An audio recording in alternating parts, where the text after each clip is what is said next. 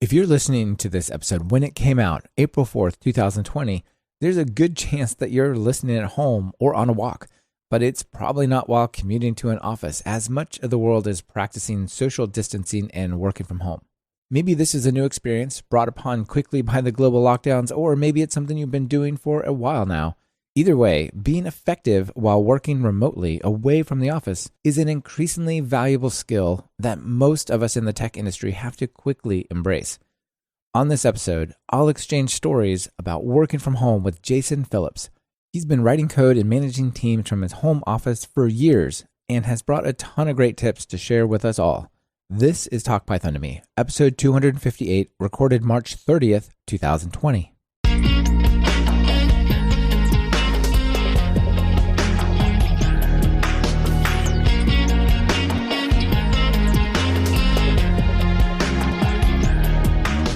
Welcome to Talk Python to Me, a weekly podcast on Python, the language, the libraries, the ecosystem, and the personalities. This is your host, Michael Kennedy. Follow me on Twitter where I'm at mkennedy. Keep up with the show and listen to past episodes at talkpython.fm, and follow the show on Twitter via @talkpython. This episode is sponsored by Brilliant.org and Linode. Please check out what they're offering during their segments. It really helps support the show.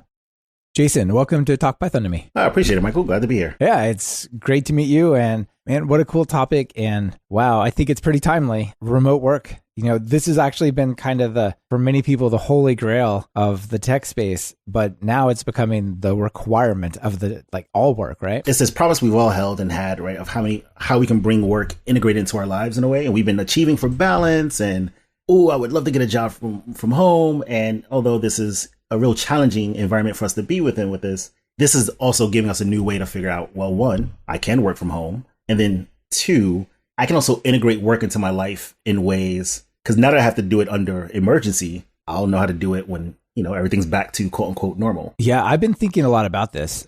When things go back to normal, maybe in italices or whatever, the new normal, whatever that is. I think that a lot of what we're going through now that's painful and disruptive, a lot of it's going to stick, though. What do you think? Yeah, I think just like how other major events in the last 20 years, a lot of things that happened after 9/11 stuck with us, especially around security measures, but also even just different ways people engage with each other. There's been a lot more community in different ways. And then the rise of the web has kind of enhanced that. The downturn in 2008 has kind of changed how everyone thought about stocks and investing. And there's been a lot of more casual talk, especially among folks like me, where it's like, all right, yeah, 401k, cool, dump money in. It'll be there someday. Into, I can do all these different strategies. And I think this will be that of how do we bring work and productivity into a place that's not the office and still deliver value? And then how do we use that to achieve this nirvana of balance that we all seek so bad? So, I think a lot of the things we do now will stick. I think there will be a lot more flexible office hours, for instance. I think there will be a lot less of you have to be butts and seats from 8 to 5. It'll probably be 10 to 6 or maybe essential meetings, things like that. I also think that when folks do go back to in person, though, there will probably be a different push for it because we've all been clamoring at some point, generally speaking, to get out of the house safely again. Yes, it will be nice to have human contact again. I've only been out in public extremely limited for moments for weeks now. And it's actually, I'm doing fine. Our family has found a rhythm to just kind of stay home, but I definitely would like to get out and see people again. Yeah. How about you? Yeah, I've just started venturing out to kind of get back parts of my routine of taking walks. And it's cool in my neighborhood. We see each other coming. We go across the street from each other. We wave from across the street. It's very socially distant. But yeah, just the freedom to be able to drive in and do all the things that I never realized was such a routine for me, like browsing Target. Yeah. The other day I was sitting here, I was like, it's been a few weeks since I've been to Target. And that's a weird thing for me to call out, but it's just that much of how my normal routine was disrupted. Yeah. One of the weirder things for me was I always have my car keys and my wallet in my pocket and stuff. And I just looked at my wallet the other day. I'm like, I haven't put that in my pocket for 8 days. There's no reason to have it because I literally am not going anywhere. It's just, these really little weird things you never expect are symbols of, life's not quite normal. Yeah. Even when I got in my car the other day, I was like, all right, cool. I'm finally out of produce. Let's go in. Let's stock up. And I realized I've only put maybe 100 miles on the car this month because I came back from vacation. We've been on shutdown for a couple weeks here in the Bay Area. And it's like, okay, well, wow. And normally I try to limit my driving and do things within foot distance, but I like to go on some drives, kind of clear the head. I can't tell you the last time I've actually, before yesterday, unlocked my car, got in, and went somewhere. Yeah, these are weird times, but I do think the topic that we're going to cover is particularly timely because there's so many folks who, for various reasons, either they have always wanted to do this, but their culture of their organization's like, no, we don't work from home. Everyone comes to work. We're a business. We're like IBM or whatever, right? We're like for traditional formal sort of company. Or they themselves were not necessarily comfortable with it, but now they've been thrown into that. So it's going to be a lot of fun to talk about. I was thinking about reaching out to you about this topic before the COVID stuff kicked in, and I'm like, well, now I definitely got to reach out to Jayson because this is definitely something everyone is starting to experience. So before we get into the main topics, though, let me just sort of get your background for everyone's a little bit. How do you get into programming? Programming. So I think it was age 9 when I first kind of really was amazed by computers. Used to go to the library every Saturday. As long as I did all my homework and all my chores for the week, I can go play Zork on an Apple II GS for 45 minutes every Saturday. Whew. Good old Zork. And that's where the traditional I fell in love with computers as a child kind of comes to a halt for a bit because I did not start programming then. I'd actually started playing around with programming in high school. We had different majors in our high school. So I was in the art program and had a couple friends who were in the megatech or math and computer science section of the school. And so I trade with them. Here's some art utensils. We can go shoot photos. And they were like, hey, we'll show you how to program QBasic. And we made our own like Mike Tyson punch out clone. Oh, sweet. I would use the word clone very loosely. You threw punches and there was a head there, but there were no real graphics outside of like colorful shapes. Sure. But what's so funny is like even that like the incredibly rudimentary thing, it's sometimes so satisfying, especially in the beginning. You're like, oh my gosh, it's doing it. Look at it, right? It's like you have this magical power. It's great. Yeah. And then once we figured out that we could actually, we didn't even know it was the collision detection at the time. We were just like, oh, we can make something move when something kind of touches it. And then we'd like take a break, go play Doom for a couple hours, come back like, oh, we could do something else. So that was like the first real taste. And then in college, I jumped in. I was like, all right, cool, let's do this. Computer science, math, dual major. And about midway through, I dropped both. Okay. I think it was either Calculus 3 definitely threw me for a loop, and discrete math. I was like, okay, I'm burning a lot of cycles here. This is interesting. Do I still like this? Let's find something that's a bit more still creative driven. So I went to a hybrid program that had still some programming, but we were working on 3D modeling as well. So I was like, oh, well, it won't be as much like, write a program, put it on a floppy disk and print it out for the instructor. I'll be fine. And then I realized I had to program physics for like a tire or a car or a basketball. And I was like, this is actually much harder. What am I doing here? Oh, yeah. I don't know, like people out there listening, if you've ever tried to do physics and hit detection and 3D graphics from scratch, I've done it before, and it is supremely more work than it should be, like conceptually, right? It's a lot. Yeah, once we got it down with like skeletons and sculpting structures and making characters, like, all right, cool. I was like, all right, now program this math function that's going to make it actually walk and move realistically. I was like, this hurts. Yeah. And then somewhere around that time, on the tail end of school, I took time off to go on tour with a DJ group as a tour liaison and backup DJ. And it was for a DJ school in New York. And when we got back, I was like, all right, cool. I think I want to stick with this music thing. And I started freelancing on the side as a web developer. So I was like, hey, do you know this HTML thing? I'm like, I can figure it out. I've written some other code. It's easier in 3D graphics. That's for sure. And I was like, hey, can you help me with my e-commerce site? And I was like, I can figure this out. As long as I don't lose you money, I think we're okay here. And then I kind of shifted gears and started doing a lot more freelance work and working through ad agencies, and then spending the rest of my time in Barnes & Noble. I would take a stack of 10 books, pick the 3 that spoke to me the most, and buy those. And then the other 7, I would work through the code examples until they closed. And that was my cycle for like the first couple years until I really got underway with my professional programming career. That is super cool. That, reminds me a lot of when I was younger. Like, I didn't have a formal computer science education, so it was always get a book and just study it and get another book and study it. This predates like really online course, online video, right? So a book was kind of the only option besides going to school or something. And looking back, it's super valuable. It sounds like you must have gotten a lot out of it as well. Yeah, because at a certain point, as circumstances were had it, I ended up working full time. I didn't actually finish my degree. And it took me a while to kind of shift into, all right, I do like this programming thing. I didn't like it that way of kind of academic.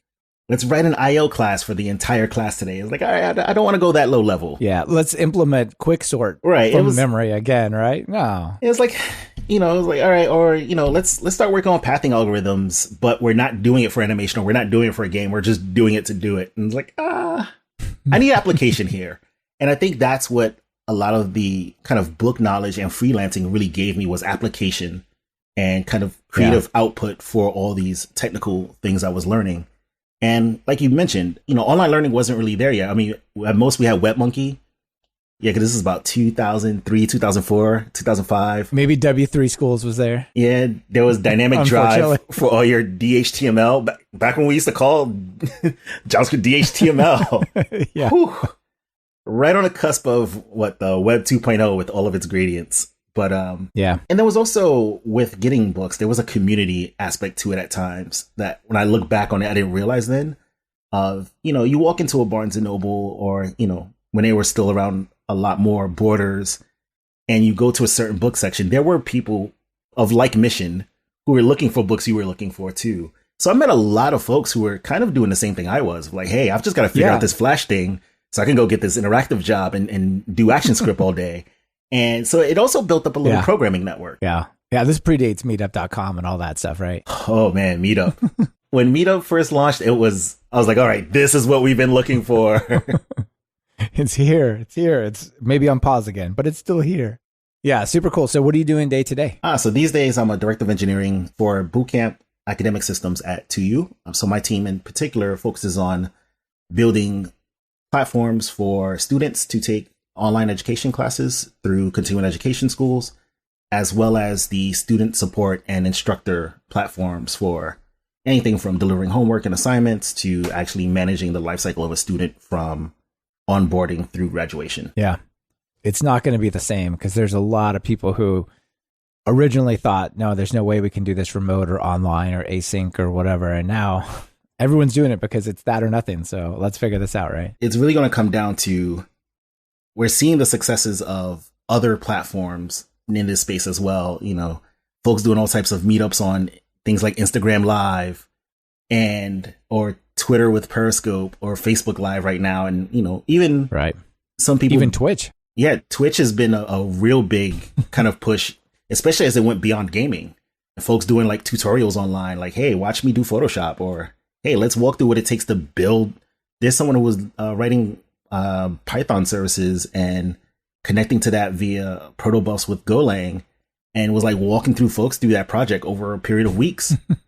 Things we didn't have even a decade ago or even 5 years ago. And so now you're seeing that plus the engagement of like a DJ doing a party on Instagram for 30,000 folks who are all clamoring to be engaged with. And I think we can marry those models, and there's going to be a lot more of how that spreads out. Yeah, absolutely. This portion of Talk Python to Me is brought to you by Brilliant.org. Brilliant's mission is to help people achieve their learning goals. So whether you're a student, a professional brushing up or learning cutting-edge topics, or someone who just wants to understand the world better, you should check out Brilliant. Set a goal to improve yourself a little bit every day. Brilliant makes it easy with interactive explorations and a mobile app that you can use on the go. If you're naturally curious, want to build your problem-solving skills, or need to develop confidence in your analytical abilities, then get Brilliant Premium to learn something new every day. Brilliant's thought-provoking math, science, and computer science content helps guide you to mastery by taking complex concepts and breaking them into bite-sized, understandable chunks. So get started at talkpython.fm/brilliant, or just click the link in your show notes.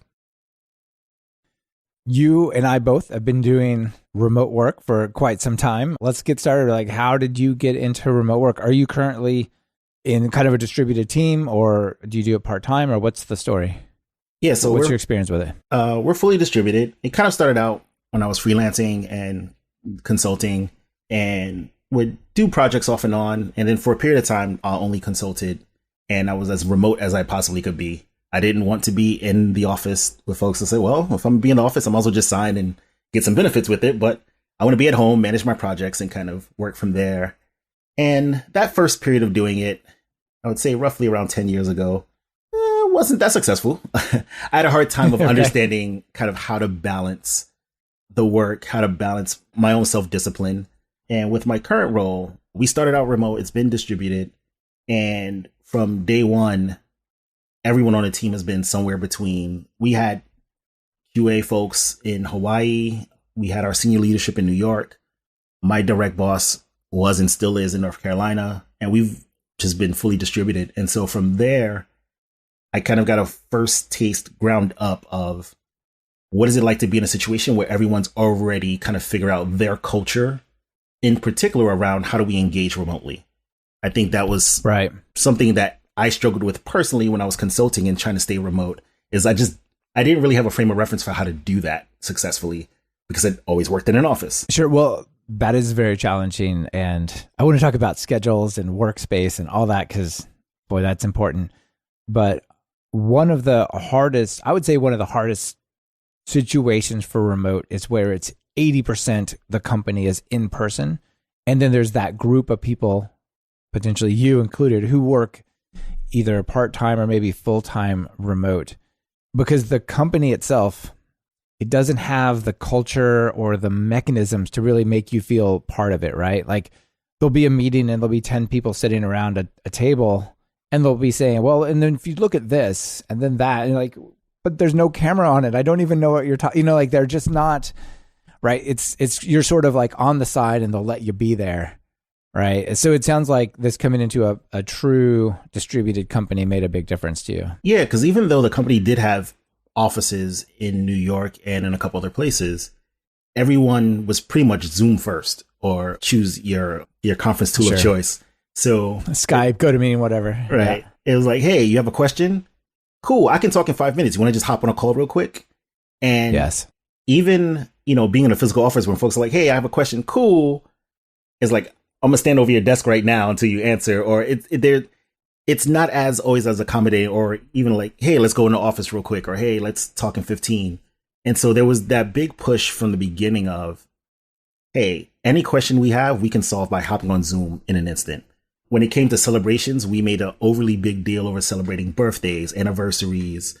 Someone got a new puppy. We was like, hey, let's add you to the puppies channel in our chat. Right. So there was a lot of embracing around being as present as possible, even though we're not in offices. And then when we did have meetings where there was folks in a conference room, we just had a culture where everything was as digital as possible. So instead of someone saying, hey, if you flip to page 12 or this person's doing X, and you kind of miss out on that context, the context was as much on the screen as possible. And then when we did talk about things that were in the room, we kind of always made sure that there was at least a camera that could pan around if you wanted to see folks, things like that. So I think we did a good job in the beginning of figuring out and continuing to grow with what does it mean for someone to be present here? And then just continually asking ourselves that question rather than what does it mean to get something done, which is a totally different way to look at it. Yeah, it sounds a little bit like people tell you if you're going to give like a presentation, use sort of bigger gestures than normal because you're far away on the stage. You want to come across like interactive and whatnot.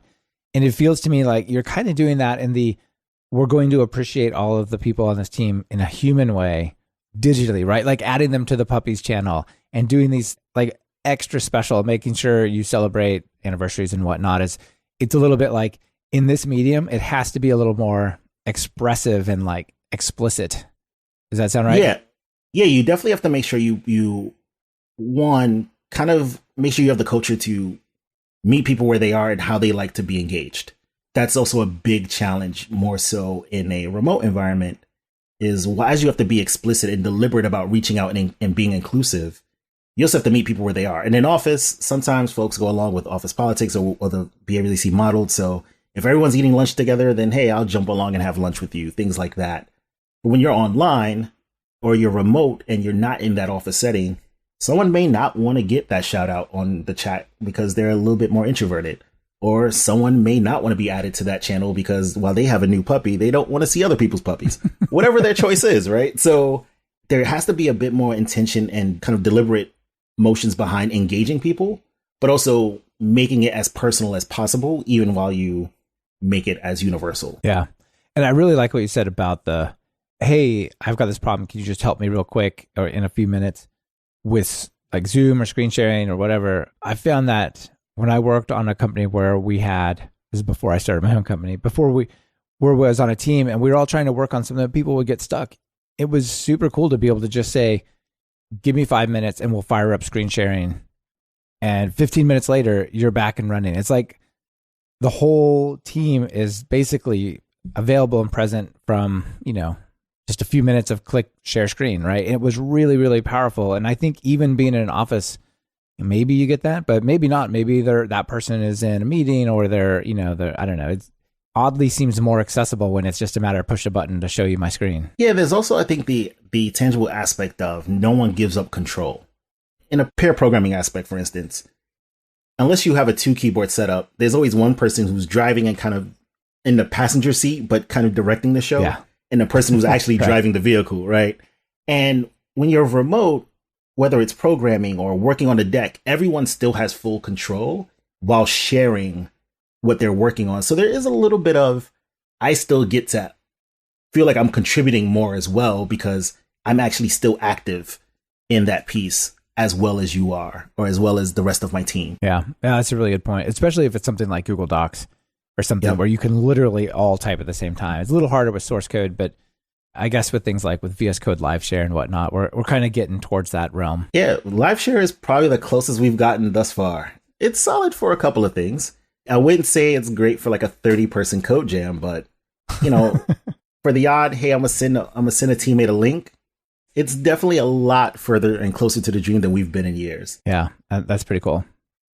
So when you think about like different companies, different industries, different cultures, are there some that stand out that you're like, oh, these group of companies or people would be really good for remote work, and I just don't see how this other group is going to do it? Like, do you see it working better in some places than others? Yeah, I do think service industries are going to have a lot to overcome to be a bit more remote enabled.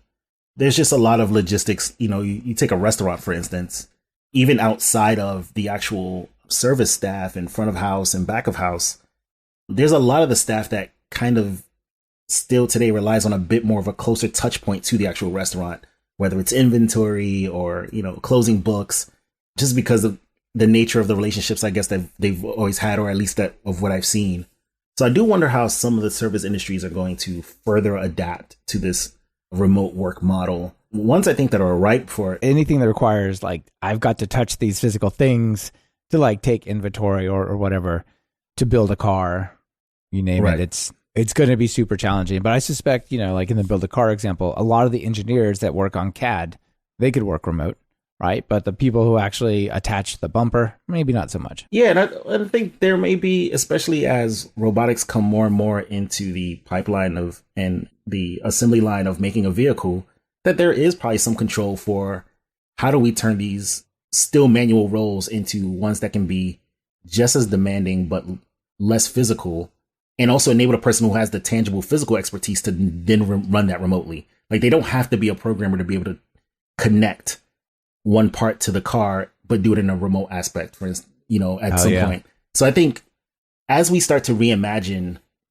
what still has to be physical labor and who actually has to do it, will unlock, I think, a wealth of industries to be able to adopt to a more remote model.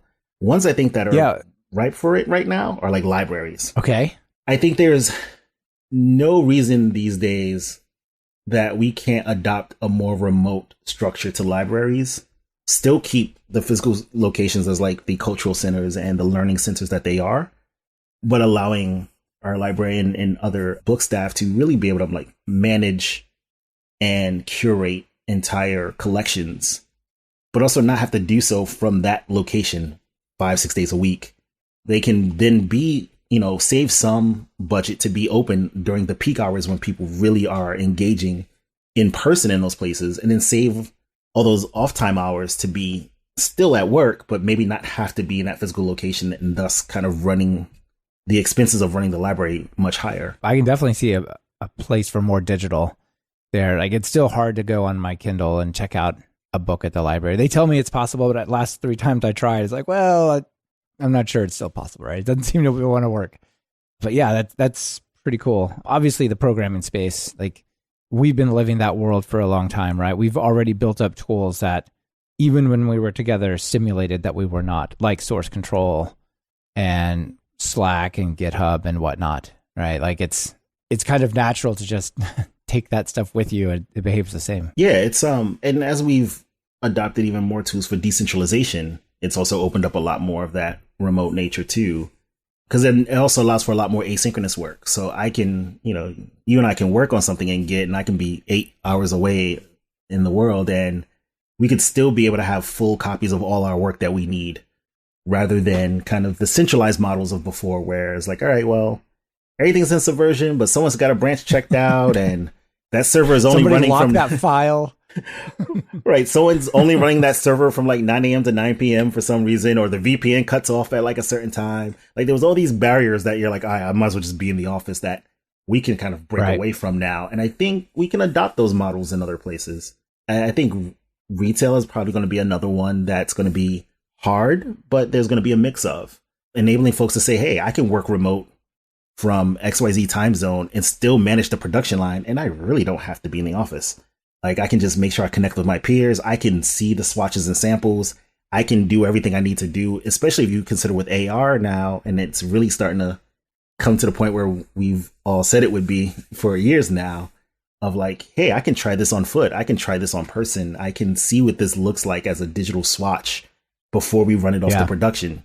You could probably manage most of that cycle off site now. I think you're right that AR and VR may well be the thing that helps, like, the next layer of people who feel like they can't do that become much more like, if you can control a robot through virtual reality on the production line, you don't have to be there, right? And the car won't crush you periodically in a horrible accident, right? You're safer, remote. Yeah, it's great.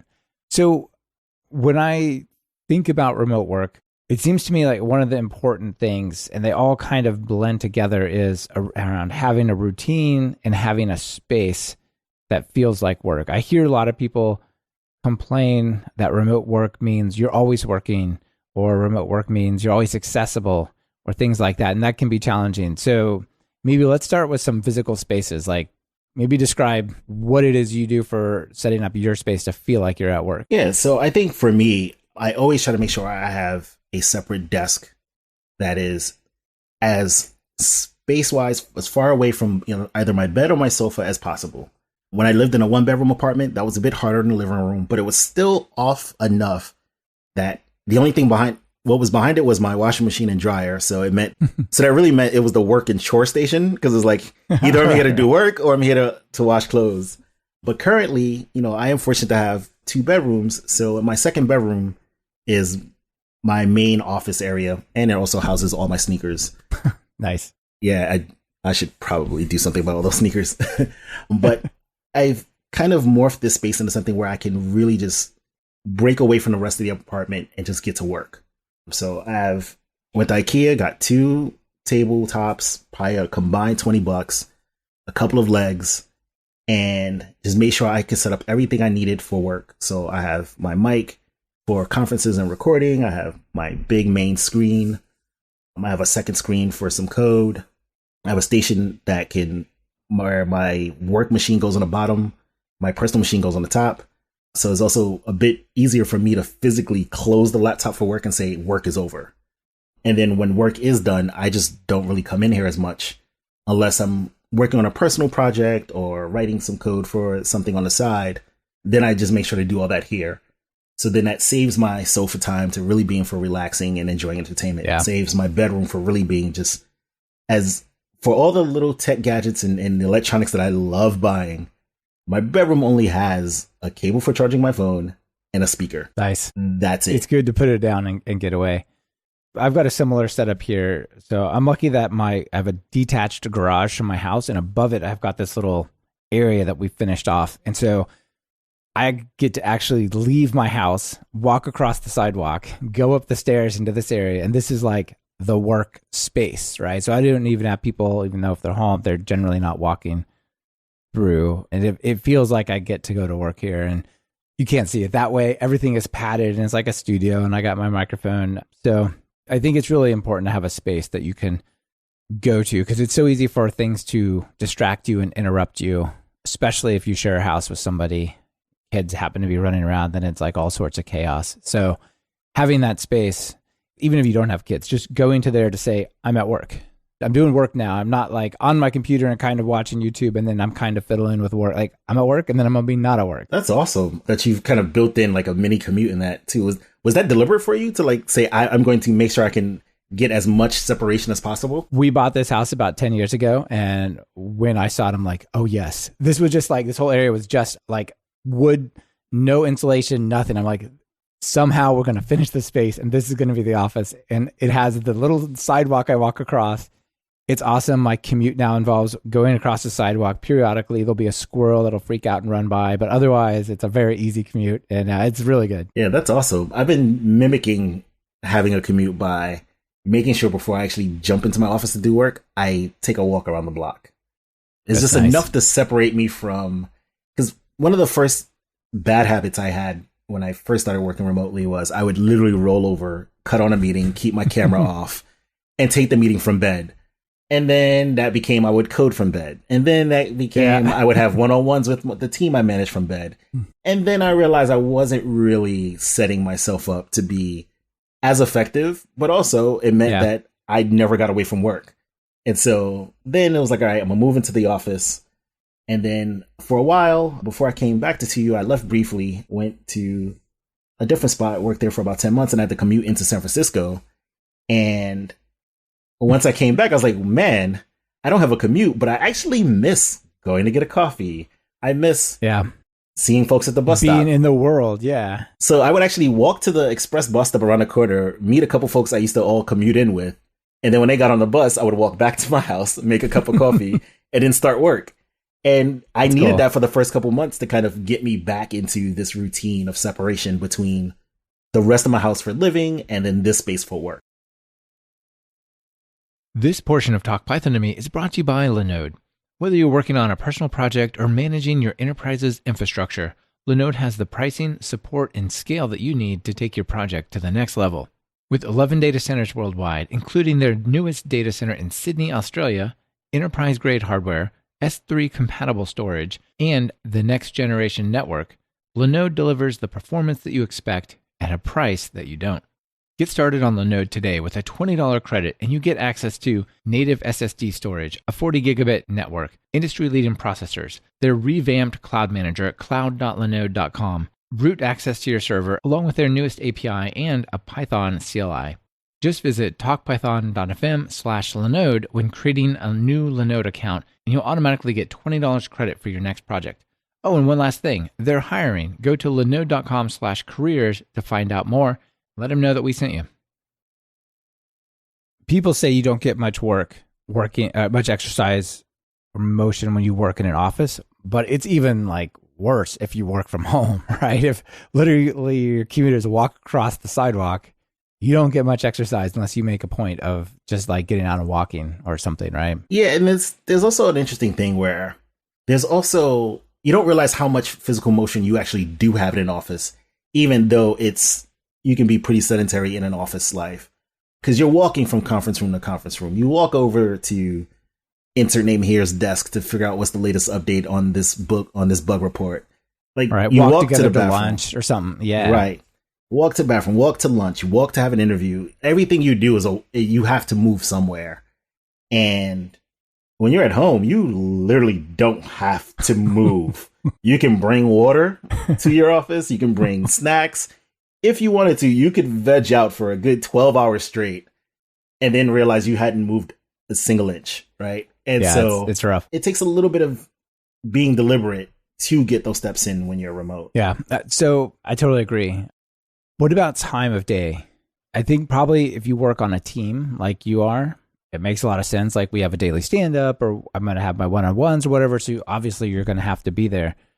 But for me, I don't have any reason to have a schedule, right? Or if you're an independent contractor and just like you have a project and you just got to deliver it, I see that it would be easy to just, well, I slept till 11, I didn't get started, and then I had to work late and it felt like I was working all the time or something. Like, what's your thought on that? I think for me, I've always had to have some sort of structure for work time and letting that kind of blend into my routine. And even for folks who say they thrive on not having a set routine, that is a routine, right? The lack of a routine is a routine. It's like, you just wake up and you're like, I'm going to take on the day. For me, it was important once I realized that I had 2 peak hours or 2 peak times of working. And those are all outside of the hours of 1 p.m. to 8 p.m. Like I'm really good in the morning and I'm really great late at night. And so I try to front load all of my morning work with the things that are most important for that day. It's a day where I have a lot of one-on-ones. I make sure I have all of them before 1 p.m. so I can give all my teammates that I manage all my attention. If I have some important meetings, I try to make them before 1 p.m. as much as possible. And it also reserves the rest of my day, especially since I'm on the West Coast and a lot of other folks are on the East Coast, to say, all right, from 4 p.m. on their time is 1 p.m. on from me. And I can actually just sit and be productive, think through problems, figure out what's next, prototype some things with no interruption. That is so interesting, the no interruptions. And I totally agree. I worked for half a year for a company on the East Coast of the US while I lived for a year in Germany.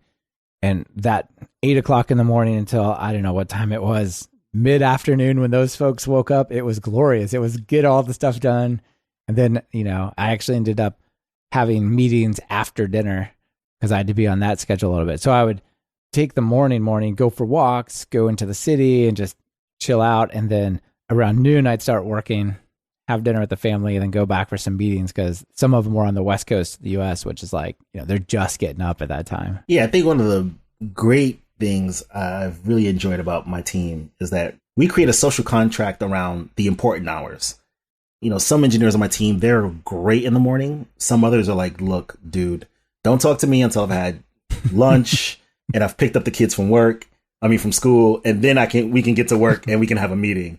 And so we just kind of have our own hours that we make sure is at least 6 hours of spread around time, no matter where you are. And then everyone else still has the freedom to be as on or as off as they need to for the rest of their days. And it's really helped us all to be able to say, all right, cool. There's at least this 11 a.m. to 1 p.m. time frame in almost any time zone where at least 3 or more teammates are all like at peak on. And we can kind of make sure we get together, we collaborate, and we get all those things done during then. And then, like I said, the before and after times is like, hey, it's your time. As long as we're all on during this block, you can kind of structure your day as best as you're going to be productive for you. Yeah, I think that's great. And, it's with this remote work, right? You have that possibility, right? You don't necessarily have to commute. You don't necessarily have to be in the office at the same time. So if it's better for you in your life that you can easily take your kids to school and then be back at 9 or whatever, right? Like you should work that in and you should make that a benefit of what you're doing, I think. And it can be if the company supports it, right? The team supports it. Yeah, and I think my team we're pretty diverse no matter how you slice it. Some of us are parents, some of us are not, some of us live alone, some of us don't. We're all across different time zones. And the one thing that's always been great is folks are able to integrate their lives as much as they want to. So we'll know when one of my teammates is going to pick up his daughter from camp. She'll like wave hi on the camera and then run away. Like she's like getting ready for school. Yeah. Another teammate, she was like, hey, look, dropping off, gonna go pick up the daughters, take them to ballet. I'll be back around like 5 p.m. And know that there's at least 2 other teammates when she gets back, when she wants to finish her workday, that's going to still be here to kind of collaborate and work with her. So that flexibility, I would say, should be one of the biggest parts you kind of bake into this remote work lifestyle. Otherwise, you could be bringing more stress into the home instead of kind of relieving some of the stress you want to by not having to leave. Yeah.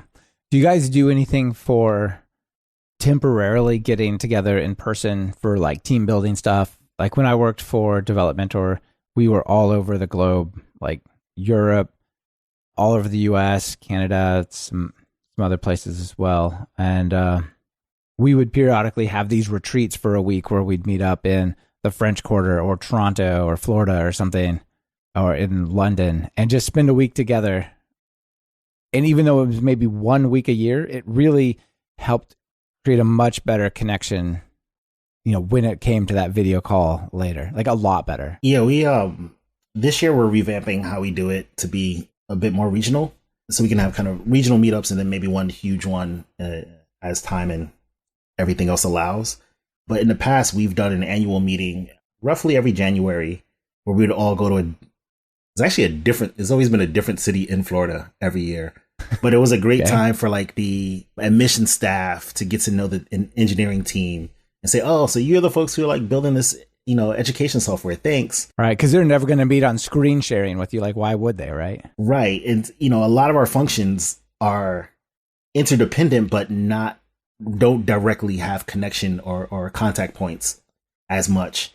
So they've always been a great way for us to put names to faces and kind of really get to see each other and just keep that human aspect of, everyone's beyond like a screen name in a chat room or a number from dialing into a conference. That we're all people and we all like some of the same stuff. We all like different things and we get to be together and kind of laugh about all that together. Yeah. That sounds great. And Florida is a lovely place to go in the winter when you want to get away. I mean, you're in the Bay Area, so it doesn't get too bad. But if you're in Minnesota, Florida sounds really good in January. That is true. And we've gone to some fun locales. I think one of my favorite times was when we went to, I think it's Emily Island in south of Jacksonville.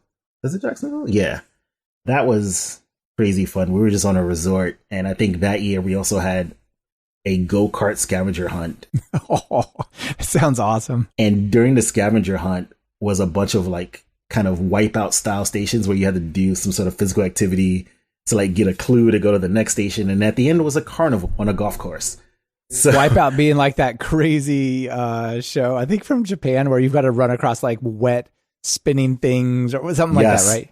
Yep. Yeah, okay. It was like that, just a tad smaller and mimicked, but there was all types of crazy things. And then, at the end was just this huge, like, potato sack kind of slide and carnival with all this carnival food and a dance floor. And it was just fun to see everyone outside of their element. But to your point, kind of, again, have a in-person touch point to continue to build that team culture so that we didn't feel too isolated from each other. And we could kind of, it's much easier when you can actually have a connection with someone, when you do have to have the tough conversations or the tough emails, or you have a emergency situation, that you all remember you're all people and there's just a different connection built there that makes it easier. Yeah.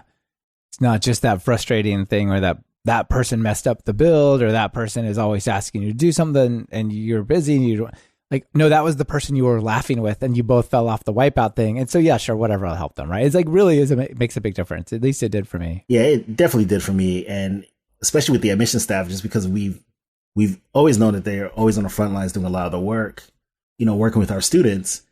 And we just never really got to interact with them. And it was like, this is cool. I mean, and they're all kind of more centrally based in two different locations.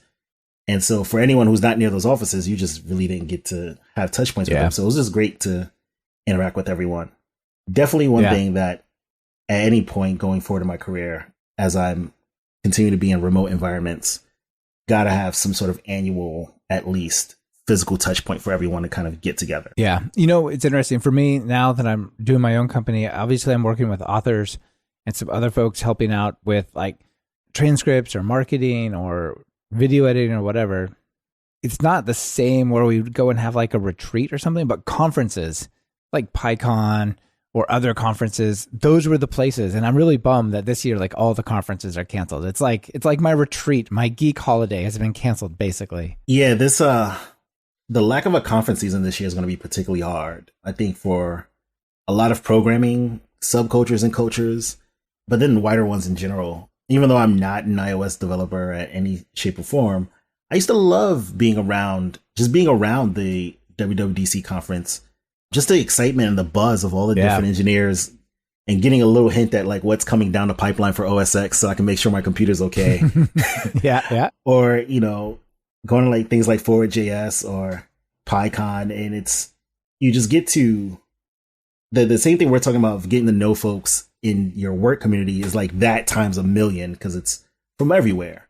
And I do think that conferences, also going back to an earlier question, is going to be ripe for different models in the future of a mix of online and in person, especially for those that have been distributed for a long time over the web, like a lot of open source communities and that have been good about kind of cultivating that community. I think there's going to be new opportunity for, all right, this year we'll probably like try to figure out how best we can do at least the talks.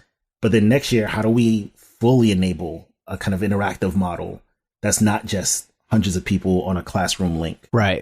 It doesn't feel the same to just say, well, we're live streaming it. Like that's honestly, I don't go to the conferences primarily for the talks. It's all the other stuff that's never going to appear on the live stream, you know? Yeah, it's like the talks for me a lot of times are like the kind of knowledge / memo line on the check justification. But the people's like the personal, like, this is why I want to go. Yeah. And just having conversations you don't get to have every day, meeting folks from all walks of life, and just, being in an environment that's going to be for that time period, just about that community. So yeah, I think conferences are going to be right for that shift. And I think it's going to be interesting after this year to see how we get that back. It's going to be really interesting because it's one ripe for it. It's also really hard to create that feeling amongst many people. So it's going to be super interesting. You're right. All right. Well, we're getting a little bit short on time. So I do want to talk about some concrete tools that folks can use. So we've already mentioned Zoom, right? We're actually talking right now on Skype just because it happens to record slightly better multi-track stuff.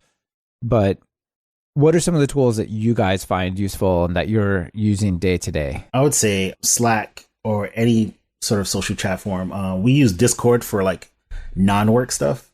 Mm-hmm. It's like follow the same rules, but this is just for us to kind of personally connect.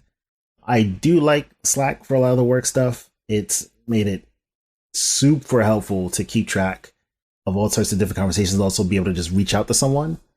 I like Discord for its voice feature, which I think is bar none against any of the other kind of chat platforms to date. Maybe close second to Zoom, but if you're looking for a mix of like a Teams or a Slack with dead easy voice that's super clear, Discord, huh? Oh, wow. Okay. I mean, even to the ease of being able to go from, I've been in a Discord chat room with a couple of colleagues and we were like brainstorming over something we were going to do for a presentation. And then I've got to walk away from the computer, maybe to go get laundry or something. And I can just switch to the phone and it actually works seamless. That is when I became kind of converted. And one of my teammates is like, finally, you get it. But some sort of like interactive chat application, I think, is essential for sharing information. I totally agree. And I also would like to throw out, I feel like video calls, they add a lot to it, right? If you don't get to sit down and if it's always just chat or it's just email, it can feel very sterile, right? It can feel like you're typing out, you're just going to share, like, I need this from you. What have you done? Like, or whatever, right? It can be very, very much like that. But when you get this sort of, I can see you, it still helps be a little bit more real, I think. Yeah. And I always suggest that for as much as your budget allows, you get a solid at least 1080p camera, like external, if you're going to be doing a lot of like screen sharing and kind of screen broadcasting. Just it plays a big difference. Yeah, we're talking right now on 1080p each, and it looks nice and it makes it much better than just a disembodied voice. Yeah, you get as much of the face-to-face convo as possible there. And you also have one less thing to worry about on your laptop because, some machines, some laptops have had their web cameras for some reason on like the anchor point where you've been. So it's like the camera's in a weird place. Now you got to move your laptop a different way. External camera just makes it super easy and also just a guarantee that you have a certain amount of quality. That's always in my kind of remote work toolkit. Well, while you're on that, what do you think about microphones? Microphones, I think definitely if you can spring for an external one, do so. You don't have to go get like $1,000 Shure microphone. Even like a headset or something, right? Can go a long ways. The little boom thing? Yeah, I mean, there's numerous benefits. One of the main ones is it keeps as much of the desktop noise off as possible, which keeps your voices clear. Because a lot of us don't realize how much we clack on a keyboard or tap on a desk. the second piece is just the clarity of the vocals. When you don't want to sit, right up on your laptop the entire day, especially if you do or are fortunate enough to have a separate space where you can sit in a chair that's comfortable and work at a desk. You kind of want to keep your laptop at bay. So it helps with that as well. And, headset, I think, is the first piece. It also helps you to block out ambient noise. So if there's cars going by or other stuff to keep you from being distracted. That's a good point. I'd never really thought of that. It's a little bit of a noise reduction, even for ones that are just like even earbuds or whatever. Yeah. Again, it doesn't have to be like the top of the line, like $10,000 helicopter headphones, but just something that gives you, that's comfortable to wear, that makes your voice as clear as it can be, and allows you to just be focused enough and in tuned enough with the conversation that's happening. And if you do spring for maybe a desktop mic or something, you just want something that's directional, that's really meant for vocal recording, that can be clear, and again, just kind of make sure you still have that same quality. Right. Like I'd recommend ATR 2100. That's like a $65 mic. It has a USB option. It's dynamic and directional, so a lot of the background noise is gone, and it's not that much, but also just like a little boom mic. Even I'm thinking of like all the times I've been on conference calls, and there's that person who you can just barely understand, and it's so scratchy, and I mean, you can only take 15 minutes of that, then you just can't possibly focus on listening to that. I can, but it's really not joyful to focus on like straining to hear scratchy, really tinny, distant speaking, right? Yeah, and you always want to make sure you're coming across clearly, right? You always want to make sure you're being heard and understood. And nothing is more disruptive. Well, there's things that is more disruptive, but almost nothing is more disruptive to a conversation than someone to repeatedly have to say, "Can you repeat that?" Or "Huh? Yeah. What did you say?" Is disruptive to the flow. The other thing is that I think about a lot too is that if you have pristine conditions, right? Your internet bandwidth is 100% fine, and your machine's running normal, no hot fans or nothing. The better your equipment, the more kind of you set that baseline level. So if your internet does start to drop out, your quality is not going to be as hampered versus if it was already kind of a tinny voice or very scratchy. Then if you have, some sort of interruption, your voice is probably non-existent at that point. So yeah, it's really rough. I always try to aim for, okay, what's kind of my clear baseline? So then I actually know over time, even if Zoom tells me that my internet is unstable, I can still be heard through the robots. Yeah, absolutely. You know what I'm sort of thinking of as you're describing the microphone and the cameras, I feel like that is your digital representation, right? Like if you went to an office, you would put on non-wrinkly clothes, you would brush your hair, take a shower or something, right? You would go in a semi-presentable way. And this is sort of the digital equivalent, right? If you come through like ultra scratchy and barely audible, like you are not presenting yourself well to your colleagues or the people you're meeting with who are partners or whatever, right? Yeah, that's definitely true. It is to a good extent about managing your image and what you're bringing to the table. And then, the other aspect of that too is that caring about that image also shows how much you can kind of really be set on knowing that people can see you, they can understand you, they can get everything that you want them to get out of it. Because again, you don't want to be on a call and also be misunderstood, or maybe because your camera's like really, really dark, they don't really get to see your facial expressions. So something you say might lack the physical cue that would give a different context to it. Mm-hmm. A lot of those things can pop up, right? Same as it does like when we're purely in text. So I think everything overall with mics and cameras, it helps you to bring the best you into the office. It helps you to make sure you can get the best you across in terms of the points you want to get across. It just kind of creates that level baseline. So when things do happen, you're starting from a high point of quality and not from like a barely audible or barely visible. Your degraded version is what like a lot of people come in for good, right? You've fallen back to that titty version. As you can tell, I've had a lot of issues with broadcasting over the years. Yeah. Yours sounds great. What other tools? You guys, sounds like you guys might use Zoom. Yeah, so we use a lot of Zoom, a lot of Slack. We use Discord for like kind of our social water cooler stuff.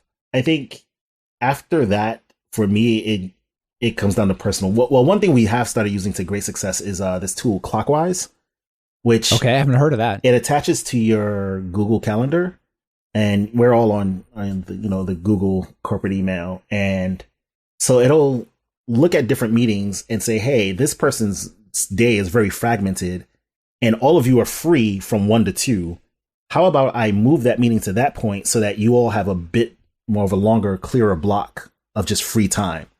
That's been that's cool. Hugely amazing. It's like a defragmenter for your calendar. Yes, and it is amazing. That sounds killer. I was like, sure, it'll figure out my calendar. And then every week, it's like, hey, last week you had 22 hours of undisturbed time. And I was like, I didn't know I had 22 hours of time.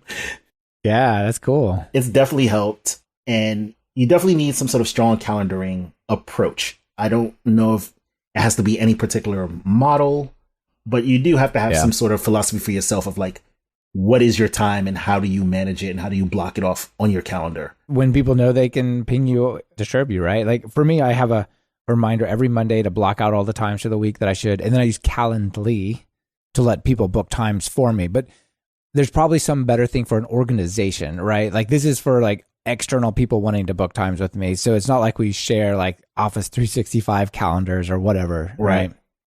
Yeah. And I think for us, like outside of Clockwise and a few other tweaks, it's made all the difference for us to be able to manage our calendars internally. Outside of that, for me, the biggest single tool I have is my notebook. Okay. Because it's important for me at a certain point to just cut the computer off and walk away from work for the day. I found that to-do apps and of every variety. I've tried Wunderlist. I've used To-Do. I've used Notes. I still use things for like larger picture initiatives. But as far as workflow, there's just nothing that's as immediate to me as pen and paper. And being able to manage that, look at it at a glance, be on a meeting, write notes in between the lines, close the book, keep the book with me. And it also helps me kind of get all my thoughts down, but again, away from the computer. Right. For me, it's really about the boundary between my computer being for work, and then when it is for play, it's my personal, and I don't put work stuff on that. So let me manage everything away from those things as much as possible. Cool. I'm guessing GitHub probably plays an important role or some form of Git. Yeah, GitHub is our repository of choice. We're all in on GitHub. We use Circle CI for our integration builds. We were using containers for a lot of stuff, and I think we were revamping some of our processes around like our Docker clusters, or a cluster of Docker images rather. We use Jira, probably like 98% of the software engineering world at this point. Jira is another powerful tool that if you have the right workflow for your team culture, it just unlocks productivity in spades. You know, like we have tools for allowing our stakeholders to create tickets for us that ensures that we have the ticket model flow inserted properly. We have our swim lane set up so that, you know, it's a bit more visual to each of us as engineers. It's also visible for all the business folks when they just want to know the status of something real quick. It's taken us a lot of iterations to get there, but once we did, it's like, okay, no one touched the setup. It's perfect. Let's leave it as is. And nice. VS Code is our editor of choice. That, and we run pretty much everything inside of our VS Code. And sometimes we'll hop on live share now with Zoom and just kind of chat and be on video and do some pair programming together, which is fun. Yeah, that sounds really powerful. Nice. Do you try to get away to coffee shops or libraries or other, like get out? I mean, right now that maybe is not such a possibility because, I mean, like California and Oregon are both locked down. Like neither of us could go to a coffee shop. But in general, is that a thing that you would try to do? Yeah. One of the biggest things I tried to do to get more steps back in was to kind of give myself breaks with rewards. So in the beginning, I was like, all right, if I stay home and I'm going to make all my lunch, then it was like ordering in. So now it's, hey, if I do order out for lunch, I have to go pick it up. And I try to make it somewhere I can walk to. I get the hidden steps in. I take walks around the neighborhood. There's like 2 different coffee shops I'll walk to depending on the day of the week. It's important for me to kind of make sure that like I'd say roughly every 2.5 hours in the day, until I hit about 6 p.m., I will take at least a 15-minute walk. Other times I have folks on the team who'll be like, hey, is this a presentation meeting? Can we like walk and talk? And so a lot of us will just take walking meetings, which has been also another like kind of thing I wish I could do more of when I was in an office of like, hey, why don't the 8 of us just go walk to go get coffee and have our meeting at the same time? A little harder with 8 people walking down the street in a busy city, but virtually it's amazing. You can still be tuned in as long as you're not viewing something that needs to be shown on your screen, and you still get those steps in. Yeah, that's great advice. I really like that because it lets you get that outside feeling, and yet you don't feel stuck in the meeting, but you get the meeting accomplished. It's beautiful. Yeah, you get everything you need out of the meeting, and you also don't have to feel guilty about being off camera and or being outside because you as a team have set that expectation. Right. So like, I'm putting you in my pocket so the camera's off. We're walking. Right. Or it's like, hey, I'm gonna mute for a sec. There's a car going by. Which sometimes, depending on, I know for me, sometimes I have to do that anyway because I live near an interstate. And if I have my window open because it's warm, we're just going to hear a lot of honking. So again, it's all about adapting to the team's culture and kind of what you all agree upon. But you can fit a lot of these physical things in and kind of getting fresh air and getting some vitamin D while still being super productive. Yeah. Oh, that's super cool. All right. I guess one final area maybe we could touch on since you're kind of in the thick of it and definitely have some background just briefly is what does like training and continuing education look like for like remote workers? That is a great question. I think first and foremost, as you adapt to being remote, you figure out what is the best type of way you learn. Some people love go at your own pace, kind of Udemy style courses. Some people like live synchronous courses or a mix between.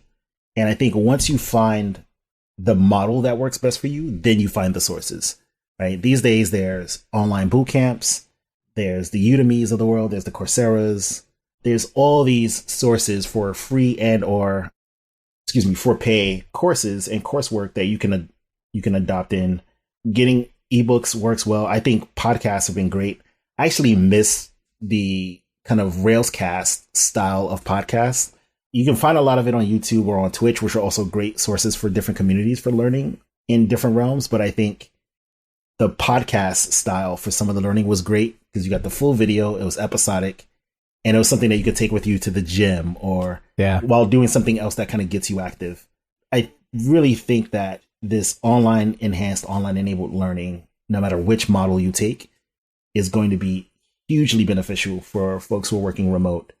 And if you're in a situation where you're taking it alongside peers, especially something that's maybe in a programming or some other practice, you've technically got some on-the-job training now. You've got experience working remote with colleagues on something in that field. Yeah. That's not insignificant at all, especially if it's like a 6-month course or a 9-month course. So there's also just hidden power in practicing for the job that you actually want or for the new role that you want while learning to do it. Yeah. What do you think about creating like an internal cohort going through like a Udemy style class or like we have, like 8-hour courses, right? And you can go through them at your own pace. What do you think about saying like, all right, this week we're all going to spend 1 hour a day in the morning on this at the same time? We can ask each other questions or comments or good idea? Not good idea? I think that's also a great idea for both personal enhancement and for team building. So there's a group at the office. They have a coffee and code group for the women identifying engineers at the company. And I think it's every other day, like I think it's 2 to 3 times a week, at like 8 a.m. They have coffee and they just dive on code together. And they build different web apps together. They learn new technologies together, and then they bring that into their teams. And that's helped them grow as individual engineers, but it's also helped them push their teams in a lot of different ways for what we build for our clients and our students. We also have another thing that we call DEAL, drop everything and learn.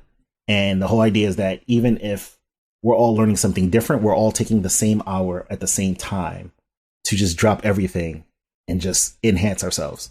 There's no limitation on what you can learn. If you wanted to take a cooking course during that hour, cool. Just come back to the team and show us a new technique, right? Tell us about a new sauce you learned. If it's guitar, if you feel good about it and you want to, play us a song. Like the whole point for us though is that any type of personal enhancement and learning is going to help you both personally and professionally. Okay. Because all those things teach you different types of discipline that'll apply. Right. Sure. Yeah. Very interesting take.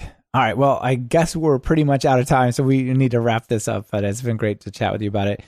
All right, before I get you out of here, though, I do believe I know your answer to this first question here, but when you're going to write some code, what editor do you use? VS Code has been the tool. Right on. That's my favorite tool today. And normally I ask you for a favorite PyPI package, and I know you've done a fair amount of Python, but I'm going to mix this one up a little bit and ask you for like a recommendation for a tool for remote work. And it can be one like Clockwise that you already mentioned, or something else like for remote teams or people just jumping into it. What would you give them? I'd say some sort of clock or timer.